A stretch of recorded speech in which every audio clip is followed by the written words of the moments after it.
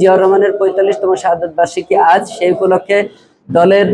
পক্ষ থেকে মূল সংগঠন এবং অঙ্গ সহযোগী সংগঠনের পক্ষ থেকে সারা দেশব্যাপী বিভিন্ন রকমের কর্মসূচি গ্রহণ করা হয়েছে। তারই অংশ হিসেবে ডক্টরস অ্যাসোসিয়েশন অব বাংলাদেশ ড্যাব কেন্দ্রীয় কমিটির পক্ষ থেকে বিভিন্ন রকমের কর্মসূচি প্রণয়ন করা হয়েছে, যার মধ্যে দোয়া মাহফিল রয়েছে, শহীদ রাষ্ট্রপতি জিয়াউর রহমানের মাজার জিয়ারত রয়েছে, দেশনেত্রী বেগম খালেদা জিয়ার মাজার জিয়ারত রয়েছে এবং একই সঙ্গে সারা বাংলাদেশের বিভিন্ন অঞ্চলে এই সাধারণ মানুষের, গরিব দুঃখী অসহায় মানুষের জন্য চিকিৎসা সেবা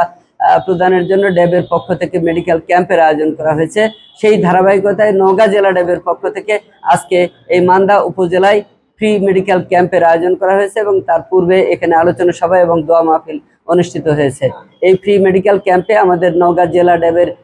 সংগ্রামী সভাপতি জনাব ডাক্তার ইস্কেন্দার হোসেন, নওগাঁ মেডিকেল কলেজের অধ্যক্ষ প্রফেসর মুক্তার হোসেন, নওগাঁ